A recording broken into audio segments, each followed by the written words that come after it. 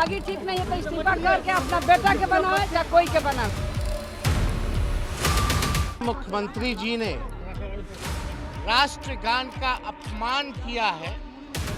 हम बिहारी होने के नाते हम शर्मिंदा हैं।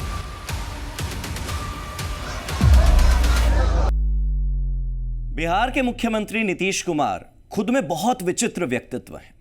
अगर कहा जाए कि अपनी मर्जी के मालिक हैं तो यह तो अतिशयोक्ति नहीं है। जब मन चाहे पाला बदल लेते हैं। मतलब बिहार की राजनीति में नीतीश कुमार को लेकर डर का माहौल हमेशा बना रहता है। पता नहीं कब क्या कर जाएं, पता नहीं कब पलट जाएं। जिनके हैं उन्हें भी नहीं पता कि कब तक हैं, और जिनके नहीं हैं उन्हें इस बात की उम्मीद हमेशा है कि कभी ना कभी तो इधर आ ही जाएंगे। नमस्कार, मेरा नाम है हार्दिक दवे और आप देख रहे हैं जी भारत।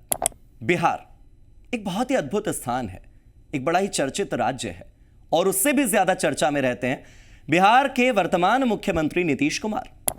बॉलीवुड फिल्म का एक गाना है, सुना होगा आपने, मैं चाहे ये करूं, मैं चाहे वो करूं, मेरी मर्जी। और ऐसे ही मर्जी चलाने वाले हमारे नीतीश कुमार हैं। जब वो पटना के पाटलिपुत्र स्पोर्ट्स कॉम्प्लेक्स में एक कार्यक्रम का उद्घाटन करने पहुंचे तो हुआ कुछ यूं कि मंच से अनाउंसमेंट होती है कि सभी लोग राष्ट्रगान के लिए खड़े हो जाइए।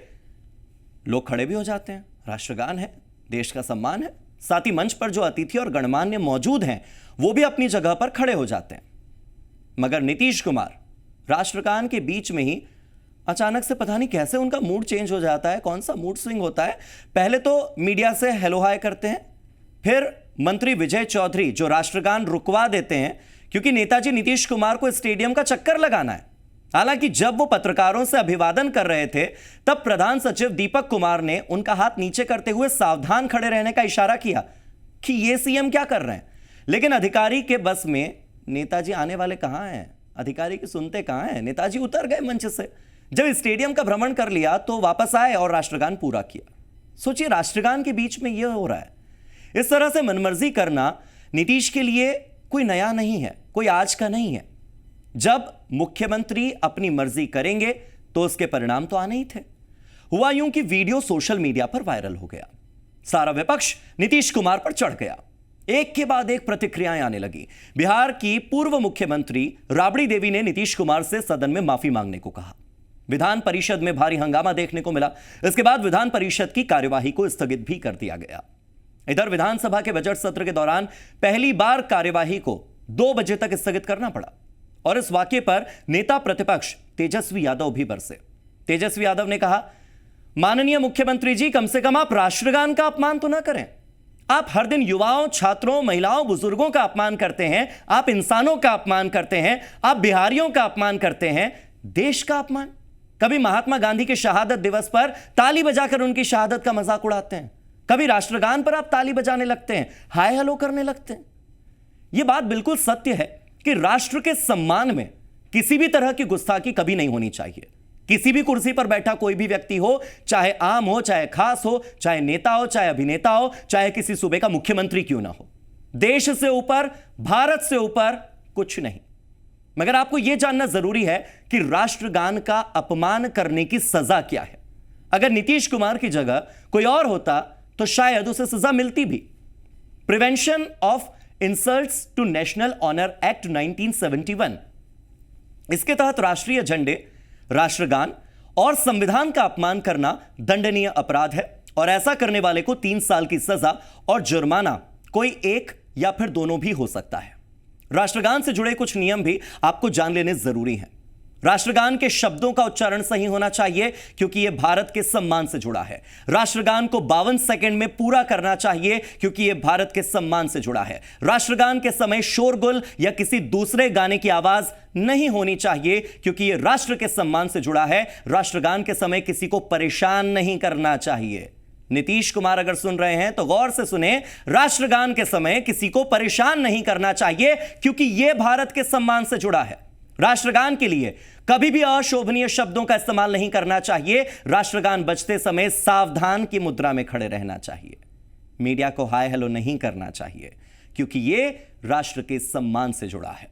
शैक्षणिक संस्थानों में दिन की शुरुआत राष्ट्रगान से होनी चाहिए। राष्ट्रगान को संक्षिप्त रूप में भी गाया जा सकता है जिसमें पहली और आखिरी पंक्तियां बोली जाती हैं। यह वो नियम है, वो कानून है जिनका ध्यान तो सबको रखना है, लेकिन नीतीश बाबू भला कहां किसकी मानते हैं?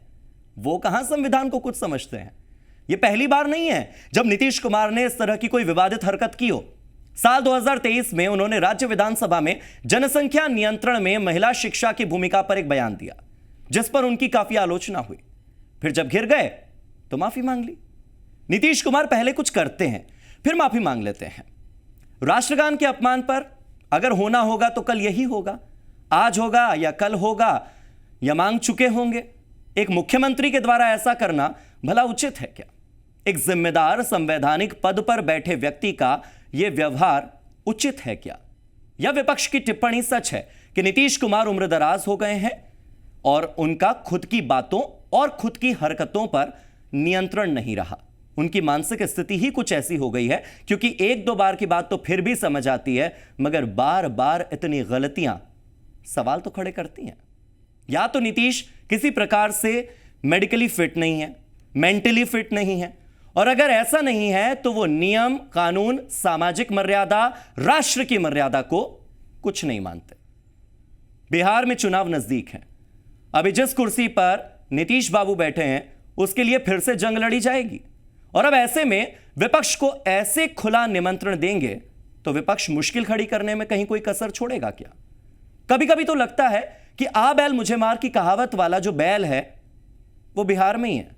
खैर, सवाल यह भी कि क्या बीजेपी नीतीश को कुछ समझाती नहीं है? इतनी बड़ी पार्टी है, दोनों साथ मिलकर सत्ता चला रहे हैं, एक की गलती दूसरे के लिए परेशानी भी तो बनती है। अब फिर दोनों साथ में चुनावी मैदान में होंगे तो मेरा मानना है कि ऐसे में विपक्ष को अपनी कमजोरियां दिखाना सही तो बिल्कुल भी नहीं है, और बीजेपी कम से कम अपनी कमजोरियों को नहीं दिखाती। इस सबके बीच में नीतीश कुमार तो वो खिलाड़ी हैं जो जनता को यह भुलवा ही देंगे कि उन्होंने ऐसा कभी कुछ किया भी था। इससे पहले भी जो कुछ हुआ जनता तो भूल ही चुकी है। लेकिन हम याद रखें कि राष्ट्र के सम्मान से हमारा सम्मान है, भारत की इज्जत हमारी इज्जत है, और उससे खिलवाड़ किसी को कभी नहीं करना चाहिए। यह बात अगर आपको अच्छी लगती है, अगर इस बात से आप अग्री करते हैं, तो जी भारत चैनल को सब्सक्राइब जरूर कर लें, बेल आइकन को जरूर दबा दें ताकि अगली वीडियो का नोटिफिकेशन आपको झट से मिल जाए। आज के इस एक्सप्लेनर वीडियो में फिलहाल इतना ही। देखते रहिए जी भारत। जी भारत।